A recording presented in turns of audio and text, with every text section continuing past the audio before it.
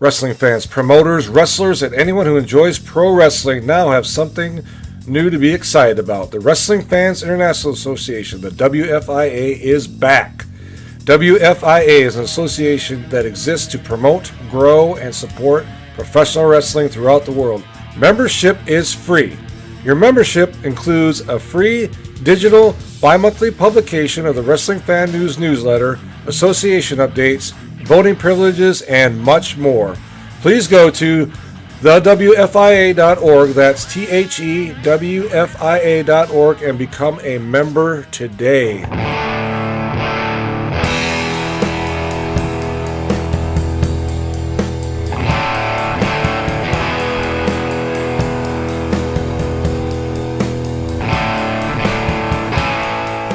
Welcome everybody to ProWrestlingWire.com radio, formerly PWZ. So I want to welcome a very special guest, Kaiju Pro Wrestling promoter, Ashley Stevie. How's it going?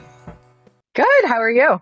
I'm fantastic on this glorious Tuesday evening. So Yeah, right. Yeah. So we're here to talk a little bit about wrestling and your company, of course. And of course, you are a female promoter, which is not necessarily a very common thing in the world of professional wrestling. There's very few and far between there. So that's something very special, I think. So it's a different outlook in the world of professional wrestling as well, I think. Thank you. Yeah. And I don't think it's a bad thing. I think it's a very positive thing. And women's wrestling or women's roles in the world of professional wrestling have taken a whole different road as of the last probably 5 to 10 years, I think, in a very positive way. Yeah, I believe so. Yeah. I like that a lot. So why don't you tell me a little bit about your company and how you started, when you started? I guess if I remember correctly from our previous conversation before we went on here, you were originally from New Jersey? No. So believe it or not, none of us were actually in New Jersey. It's because of COVID. The Jersey was really the Wild West. So It was the first place to essentially test our product, see how much it was going to cost to run a show, because we didn't own our own ring. We borrowed one. Okay. And then when I moved it up to Connecticut, I started renting one. But really it was to test it out, feel it out. My background is solely in business. So I was like, I'm not jumping into anything with a bunch of people who don't know what they're doing unless I know what we're doing. Right. So my role with the company from the very beginning, there was originally 4 of us. One was promoter, one was financial backer, / like, I just want to be in the background person. Right. One was our writer and DJ. And then I literally did everything else. Everything. Okay. Right down to the envelopes for payday. And just we ran 5 shows in New Jersey before. So there's a big misconception on how the company ended up with only 2 owners. Okay. This is where it gets kind of crazy. And anybody who's worked in New Jersey wrestling knows that this is literally how it happens out there. I was just GM because I wanted to get more comfortable in front of the camera. I'm not an active wrestler. I will never claim to be. I am part of the wrestling business, but I am not an active wrestler. Right. I have health issues. I have other reasons why I don't do it. I'm the type of person, I go to the gym every day. I will want to go train every day. Right. So if I don't have that easily accessible where I could probably go train at least 2-3 days a week in the ring, I'm not going to do it. Okay. It's the same way with a show. Like if I'm not going to run shows periodically, I'm not going to do it. But essentially what happened was at our 4th show, our promoter person was suffering from Bell's palsy. Really should not be in the ring. He was wrestling. He was one of our tag belt holders, which I was avidly against all the time. But essentially, he really shouldn't have been wrestling. He was supposed to take a medical leave. And we had another show coming in about 3 weeks. He was like, oh, it's okay. I'll just step back. I won't wrestle. And then at the live event, closes the show by announcing he's stepping away from wrestling until further notice, and that I am taking over a company. Okay. So there's literal footage somewhere of me going, What? What? And now we have a show in 3 weeks. We were running on the same night as SummerSlam. Again, I wasn't the promoter, so I didn't pick dates. I just found the venue. Right. And that was, I did all the busy work. So then we go to run this show, and I'm like, I have to run this in 3 weeks by myself. And like, I'm telling you, he sabotaged me so bad, but I still made it happen. I had no access to the building. He didn't give me copies of contracts. Like, he literally just was like, boop. And then, of course, after the show actually had selling seats, we had about 40 in attendance. Not terrible for, I live 2.5, 3.5 hours away and can't come down every weekend to flyer. We had no flyering crew down there. All of our people were from all over the place. I was like, this is completely unorganized. So I pull off the show. I actually got 40 original customers, which was really nice. We had a lot of build coming back up. And ironically, after that, I was kind of like, okay, well, if he's going to come back in a couple of weeks, like, we should probably make sure he's like healthy. That was my biggest issue. Is he's not just my business partner, he was my friend. And Bell's palsy doesn't go away overnight. It's a neurological issue. It does have long-term health effects sometimes. And he wasn't really giving anybody details. But the last time he was performing, I had to keep his eye open during the match. So that tells you right there, should not have been in there. He makes a live announcement saying he's coming back to all the companies he works for, like, effective immediately. And we're all kind of like, were you going to tell anybody now? And to this day, still have not heard from him. He's literally never answered us when we're like, hey, can we at least talk about your health before you come back? But apparently in New Jersey, there's a rumor that's still going around by him that I hijacked his company. And I'm like, okay, that's why there's live footage that you threw this thing at me and then expected me to give it back 2 weeks later. It's like, no, when you're okay, we'll talk about it.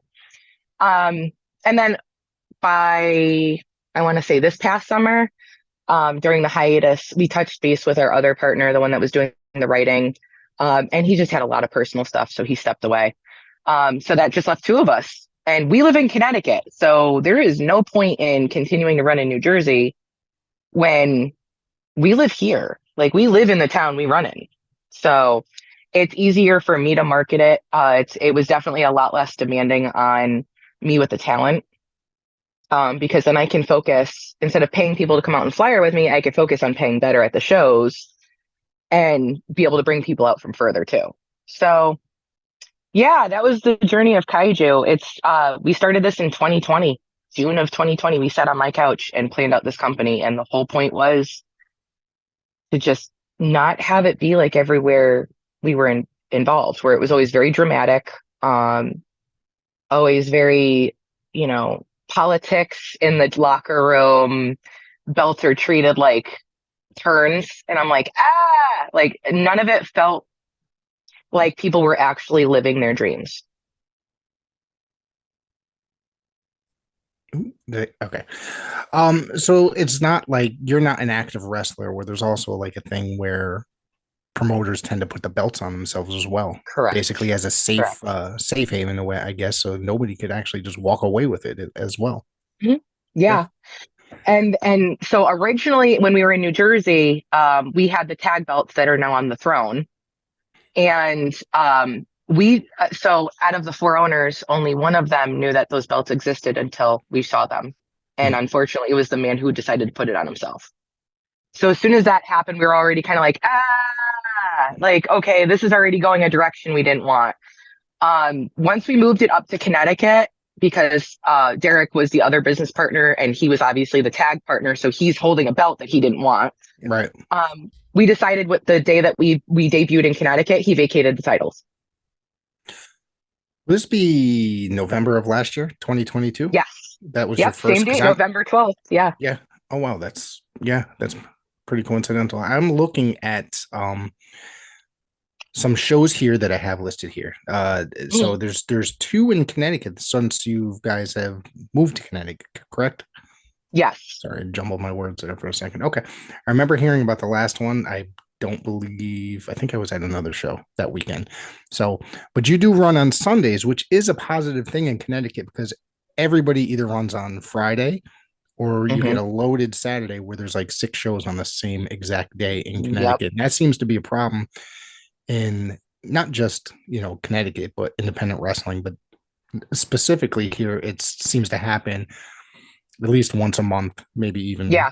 twice a month. Well, and that's a big part of it too, is that I've always taken a different approach when I plan out dates. And I've always Mhm. looked at the area and I try to look at like what citywide events are going on. Like I look up local sporting events. We have Derek and I split that. He looks up usually local high school teams. Like we don't want to, it's not that we don't want to compete. We don't want to take away from anything that's in the community. Right. And that includes another show. I mean, if I'm only running every 2 months and I've announced 4 months earlier that my next show is in March, if somebody else decides to run on that day, then that just means that to me, that just shows me that they didn't take the time to prepare for teamwork like I would have. Um, I do pay attention to that. A big part with Sundays is the fact that my show is PG. It's something to do with kids. It's early in the day. It's a 2 o'clock start. It's meant so that, dad can get the kids out of the house, mom can get a break, and I've got food, I've got cheap food and I've got stuff for them to buy. And, it's meant so that dad can, dad or even grandpa can say, I'm Right. taking the kids to a wrestling show, and it's a PG show. So they're not going to worry about the content. Um, I mean, I know my ticket prices are insane and it's meant to be for families that are struggling. I did not have wrestling as a child. I didn't get into wrestling until I was in my 30s. What? So, yeah, Hold I on. We're had going to never talk about that. We're going to talk about that in a second. Hold on a second. I find that crazy. But the watched. fact that you're doing a PG show in this era to me is kind of amazing, especially in the independent wrestling world. You watch places like IWTV, there's lots of stuff I feel Mhm. like is not safe for kids to watch necessarily. Right. Not everything on that channel, but a good portion of it. Mhm. I work commentary for several different groups in Connecticut and Massachusetts. My 8-year-old son is always with me when I do Mhm. shows. So that is a big step, and not everything that happens there is necessarily 100% PG. Like, this Right. past week, I guess it's safe to say on here now that the tape hasn't come out yet, but there was a little blood, you know what I mean? In one of the Mhm. matches, that was probably the first. And me, as an old school wrestling fan, growing up, I've been watching wrestling for over 40 years. All right. So I kind of love that. It's really old school, and it just was kind of the way that it was done, rather. So, and I marked out in a way on the commentary. So I'm not gonna lie. So Nice. my son actually, as 8 years old, as they came closer to us, because it was somebody that he really loves, that always at the shows always plays with, in between, like, Yep. during intermission, before and after the show. So he got scared and he kind of lost his shit a little bit and started to cry. And I had to mute my microphone Oh. after the match and kind of calm him down and stuff. So it was kind of, to me, it was kind of, I like the fact for one reason, but at the same time, it's like, he had to talk, Yeah. he had to talk to him a little bit afterwards. I'm okay. I'm okay. So, tell me about getting into wrestling at 30 years old. I find that crazy that you didn't watch that wrestling. I'm guessing, how old are you? I'm not supposed to ask a woman her age, but No, I'm honest about it. I'm 38. okay, so semi I'm recently, 38. so semi Yes. recently, so Yes. And I think that when people have a conversation with me about wrestling, I know I come off differently than most people because I don't have childhood memories of this stuff. Like my dad, first time my dad watched a wrestling event, mhm. like actually sat down and paid attention to it, was my show 2 weeks ago. Wow, that's And incredible, he's hooked, and it's because he now sees one, why I select the people I work with, right? because he walked in that room and it was a very good environment. He loved the fact that the kids, that like almost everybody brought a child to that show that Awesome. came to it. And the kids were like screaming. And like now my daughter's got friends that love Tiffany Avatar at school with her. And that's why I do it. But um yeah, getting into wrestling actually happened when I was pregnant with my daughter. She is 7. So I Mhm. understand the big feelings part of life right now. Everything's a Mhm. big feeling. Right, yes. Yeah. And We're and looking on how to cope with that, because honestly, my wife and I were both married before, so we have mhm, children from both our marriages, and then him together, and he is the Okay. most emotional one out of any of the Yeah. children. So we're still kind of coping with trying how to handle it because this has never happened Okay. before, you know. I've got some suggestions for you after the show because Okay. I'm a big data person that will come Okay. out probably a couple more times. And I tried something with my daughter, and we've had a couple beautiful days after. Like she almost That's lost awesome. Christmas. She's already lost her birthday this year, so Oh wow. we're having a hard time. But I get it because that's a big thing. Like with so I started watching wrestling because when I was pregnant with her, I used to have a ritual where on Monday night I would go play Dungeons and Dragons with my friends, Okay. and I would come home to her father, my ex-husband, asleep on the couch, and we had a very large TV right in front of a bay window. So I'd pull in the Right. driveway, and I'm like, "What is he watching?" And I'm like, "He watching Monday Night Raw." And so like there was a few times where like I'd come in the door and like I'd close the door like just to see if he'd like rush to turn it off, and he'd always like rush to turn it off. So finally, I looked at him one day and I was like, "What is your problem? Like, why are you so scared about watching wrestling? Like, I didn't know you ever watched this. We've been together like 8 years." Right. And he was just like, "Well, I was like, oh, okay, it's it's dude soap operas. Oh boy." Which I mean, yes, it is. But I was like, "Okay, whatever." And he was like, "Well, okay." I was like, "Fine, tell you what, I'll start watching it. I'll give it a shot." And the very first match he ever showed me, I was like, I signed up for WWE Network. I was like, "Okay, impress me. I'm gonna give you one match. Show me one match." And he was like, "Okay." And he's trying to figure out what to show me. And of course, he shows me probably the most unconventional thing, but it was a terrible thing for him to show me.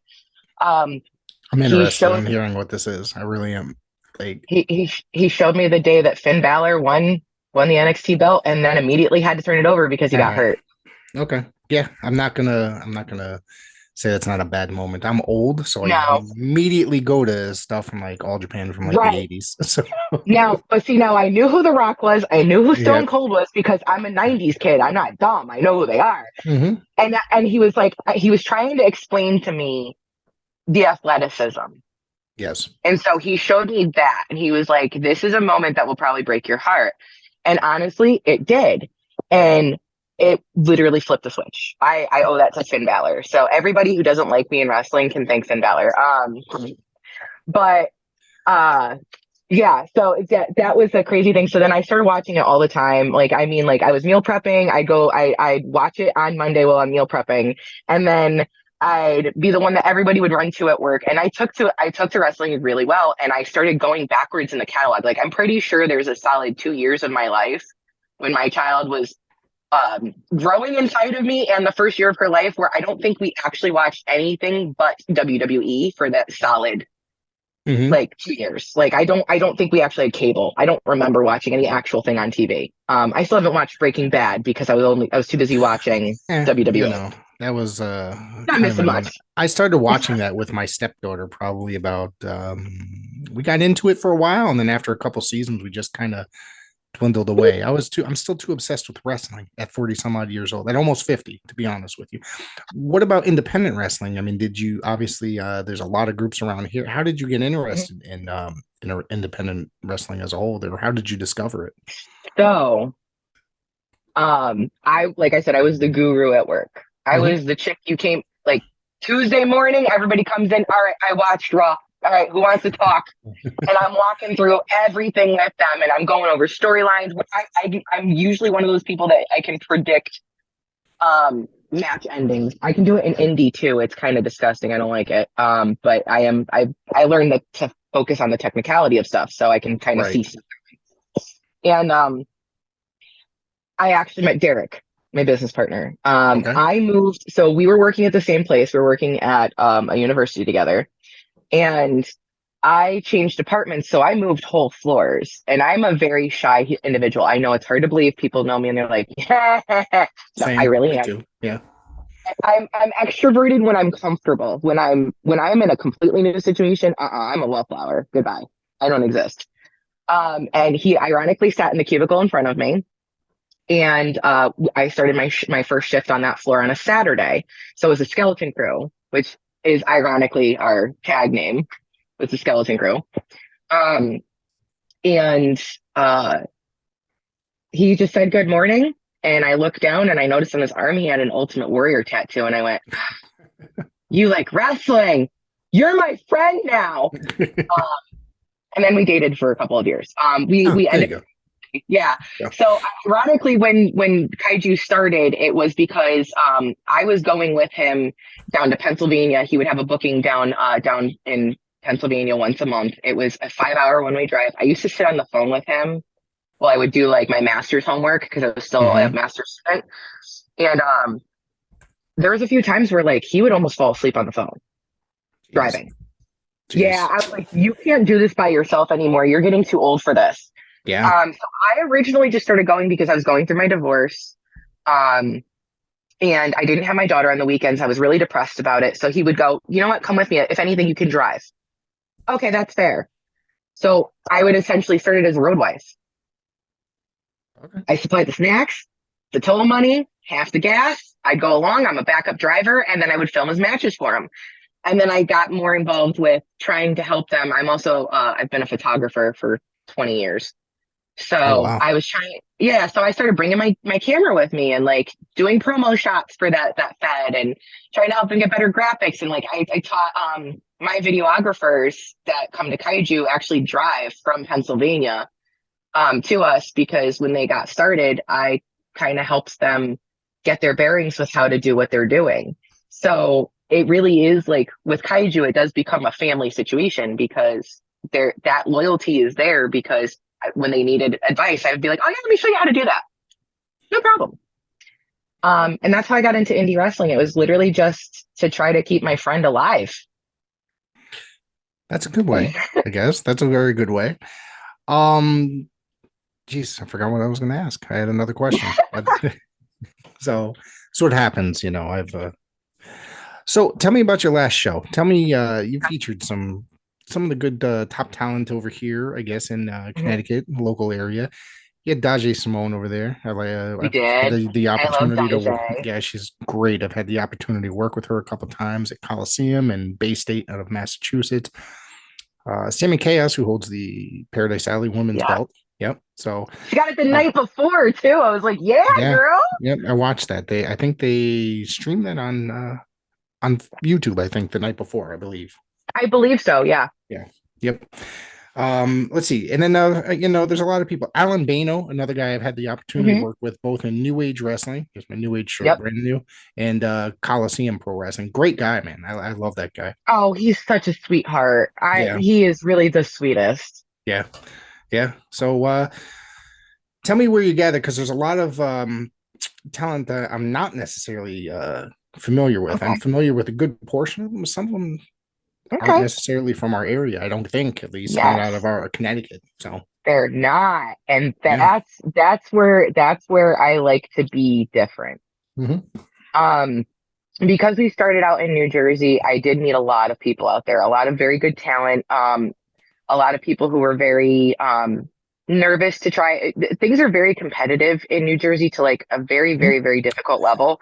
It was a And there hotbed are, for a very long time. Pardon me oh for yeah, interrupting, but oh yeah, yeah. No, it's fine. And there are still people that are like, you can't work here if you work here, and you did. yep. I don't do any of that. We only have one federation in existence that it's not that we don't have a you can't work there policy. It's that our property does not go anywhere near their show. Gotcha. It's simply like our belts. Like I don't care if they want to go work on that show. That's fine. My belts do not go there.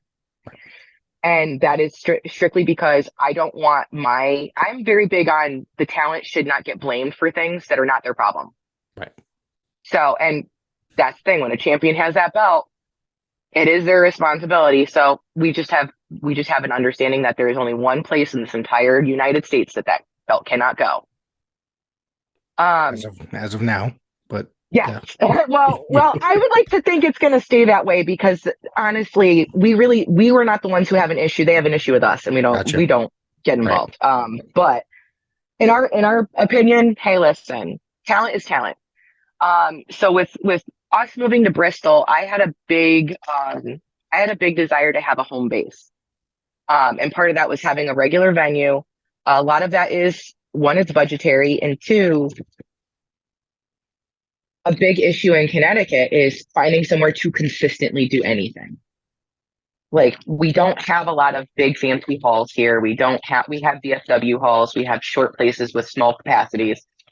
So I really wanted to find a place where I could have a steady number of crowd and also know that I can have room for charity vending. Like we had silent auctions with baskets of holiday dinners, like frozen hams, turkeys. Like we had those in actually they were all bought by a charitable organization by Doc Warren, who A also covers great guy. Yeah, Doc did so. He ended up buying almost all of the baskets and he donated them. And that made me feel so good because that's exactly what we wanted. We wanted it to go to use. yeah, he's an amazing dude. I started working He for is. Tetsu 2 shows ago, Hmm. sitting next to Nathaniel P. Carr doing commentary. Hmm. And I have to tell you that honestly, those I've worked there twice so far, going back in January. Two of the best shows I've ever worked, honestly, and that's nothing. I mean, Nice. Coliseum is my home, but I'm going to be honest. Like the energy that Tetsu brings is something different. It's Yes. completely different than anything else here in Connecticut. It has six-sided ring. The Yep. approach is a little bit different as to how they're doing it.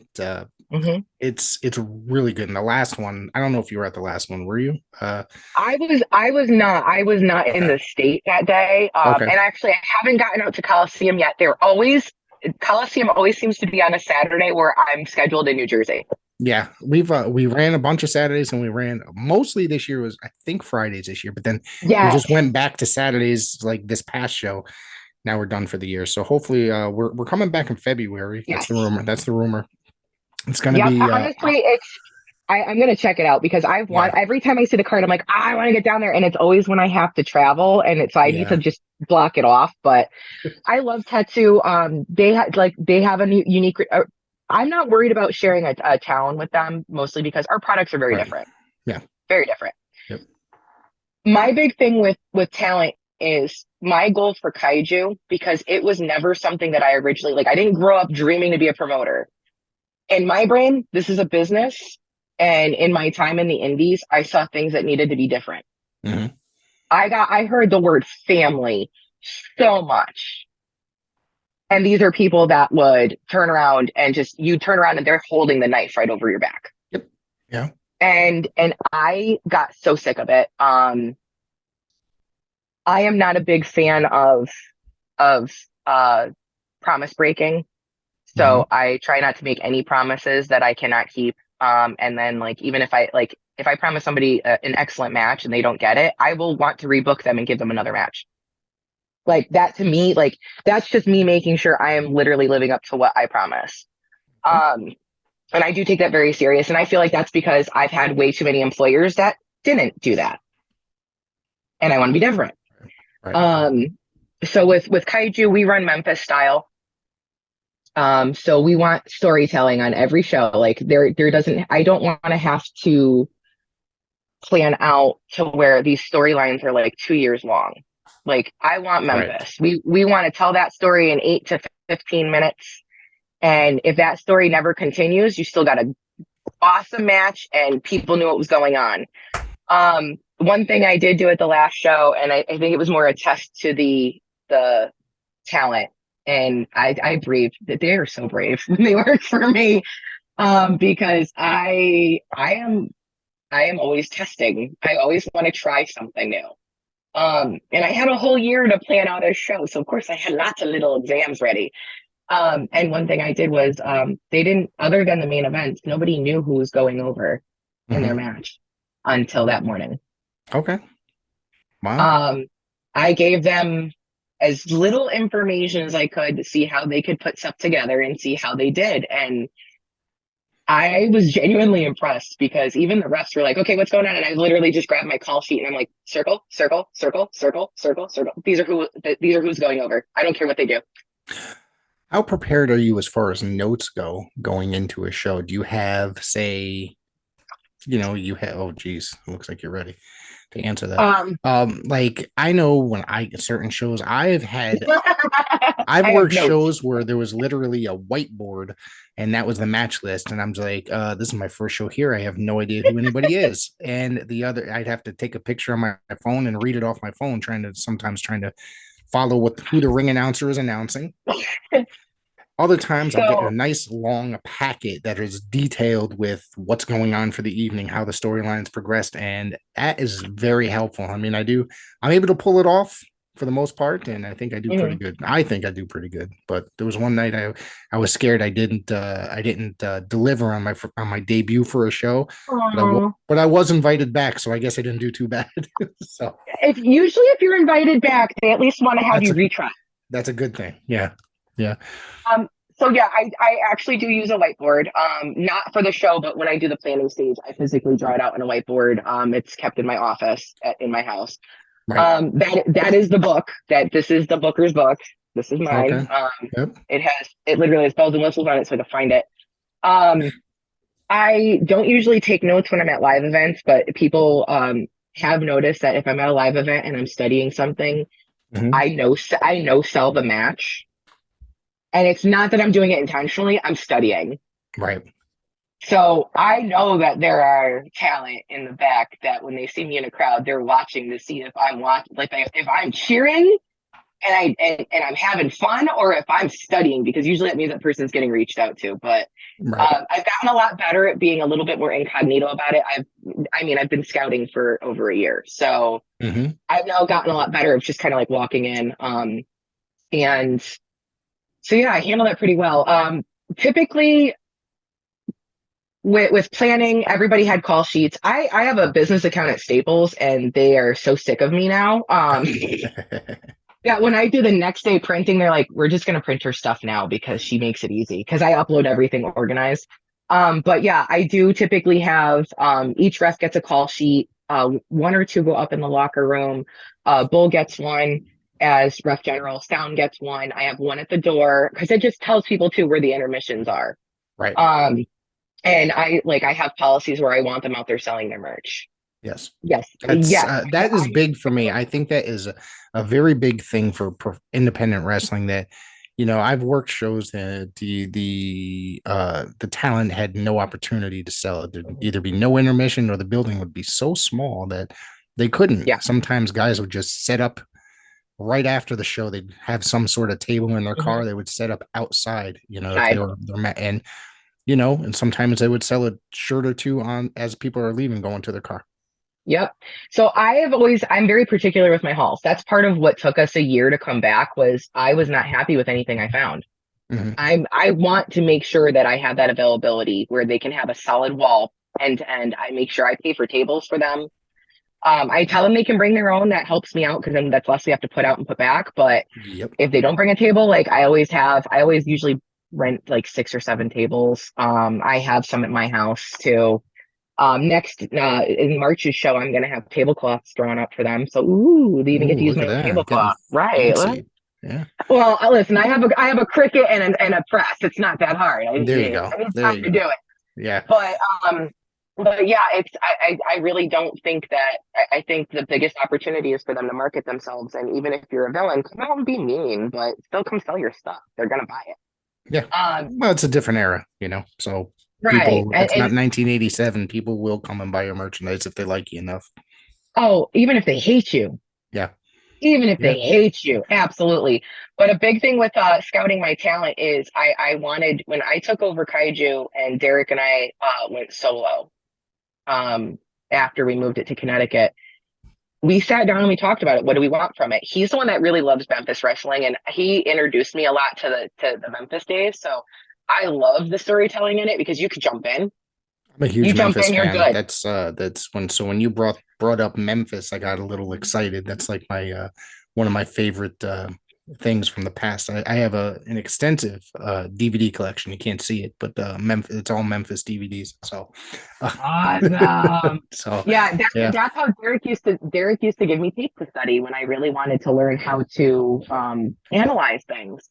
Yeah. So he gave me a lot of Memphis to analyze, and I'm terrible at remembering names and specifics, but that's also because I have like 50 or 60 years worth of wrestling crammed into like 8 years of brain. So Right. like a lot of the stuff kind of mingles to me, but part of why I like writing for Kaiju is the fact that all that stuff is still new to me. Right. So I remember a lot. I still love some of the stuff that everybody remembers from a kid, but it's still fresh in my brain. Hmm. So I don't have to duplicate it. I duplicate the emotion from it. Right. I still remember, I still have that little kid excitement to it. So it makes it fun to write.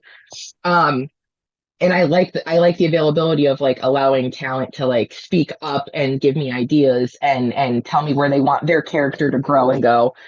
My whole thing with Kaiju from the get-go, when I became primary on it, was I want it to kind of be like a train stop. Right. I don't want to be WWE. I don't want to be big like that. This is always going to be a hobby project. This is never going to be, I don't have the goal to make it go mainstream. I don't want to.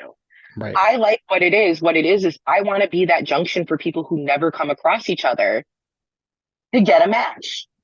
And I think that's going to help out promoters too with trying to, you know, they can watch the footage from me and say, okay, how did this person perform? I'll give a reference. Right.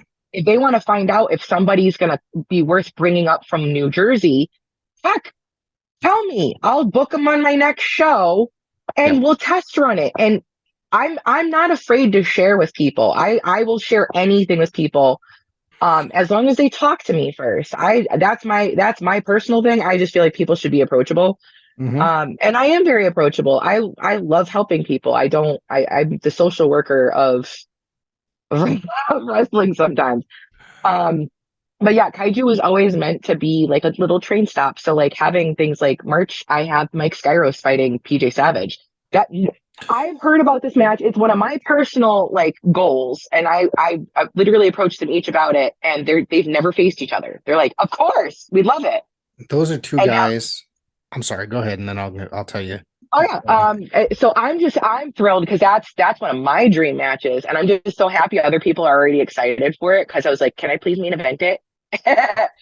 So My other thing is with either of those two guys, I've come up with matches, like dream matches I want to see with either of those guys, like somebody against PJ Savage. Hey, I want to see anytime PJ goes live. Hey, I want to see you against this guy. And he yeah, goes, tell the guy in your local area, whatever promoter. And then Skyros, I think I have a book's worth of who I would love to see him wrestle. Like right. seriously. And I was about to bring him up because I want to talk about, we got a little while longer to go.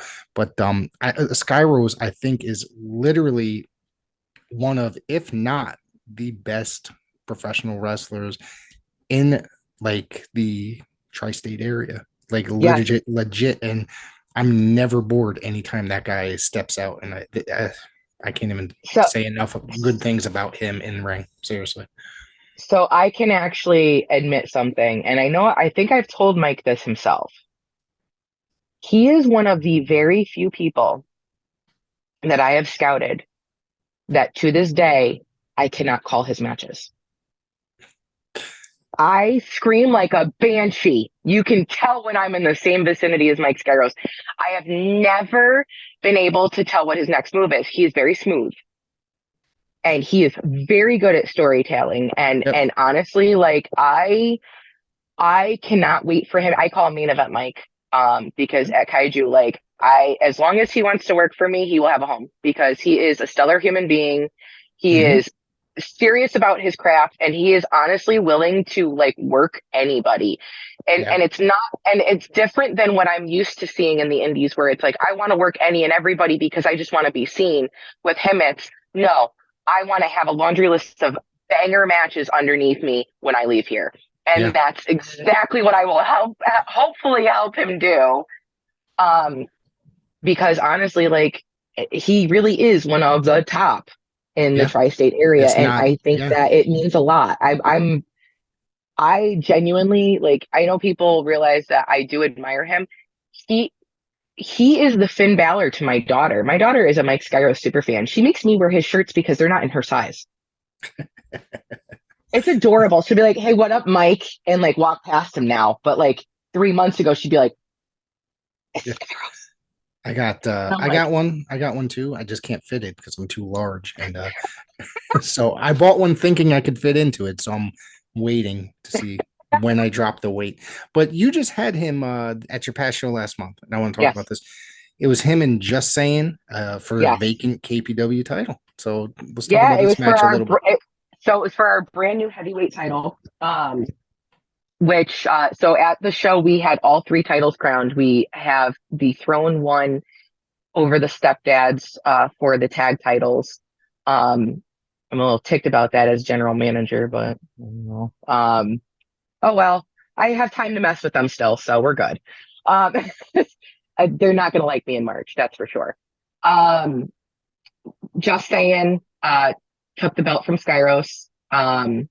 And in exchange, I am a big reward person as far as booking goes. I feel like if you work really hard, you deserve something. Hmm. Since Mike Scarros didn't win the match, I gave him the match with PJ. Okay. So, and that to me is like, you know what? You gave me what you could. You didn't win this championship, but you know what? The next show, you're the spotlight. And I would rather do that because he earned it. He earned Okay. it. Yeah. Um, and then we had Tiffany Avatar with Big Juicy, and Tiffany took home the Phoenix Division title. Right. I saw that. Yep. Yep. Big Juicy, another stellar human being as I well. love Yeah. her. Yeah. She's so amazing just as a Yeah. human being in Yeah. general. And then so that was my big thing is I wanted to pair my prepping champions in a different way. So with the throne, they had a stipulation that the only way they could win the match was clean because they Hmm. have cheated every time. Every time I've given them a match, they've cheated. Um and so we just decided like, you know what? No, because now if you cheat, the stepdads are gonna win. Yeah. So you're gonna do I told them, I said, as the owner, I would prefer that those titles, those championships are going on people who earned it. And if you cheat, Right. you didn't earn it. So will they stick to that rule? I don't know. I haven't decided how mean I'm going to be yet, but we'll see how many times Casey asks me about a 403B again. So if Well, that there comes you go. back, he may not get it. Let's talk about one more match I want to talk about on this Yes. show. I mean, you guys, it looks on paper, I was not there. Like I said, it looks like you guys had an amazing event, but the British I Bulldog, know exactly which match you're going to ask about. the British Bulldog Strongman three-way, Ken Powers, another stellar human being. Hmm. Worked with him several times. He's been on this podcast for a while. One of the nicest human beings as well, legitimately outside of the ring. It's funny because I told him once at a Coliseum show, his first time he ever worked there, he worked as a heel. I told him, I said, never work as a heel ever again because he's too kind and too much of a, I don't want to say baby face. And now he reminds me of that every single Yeah. time I see him.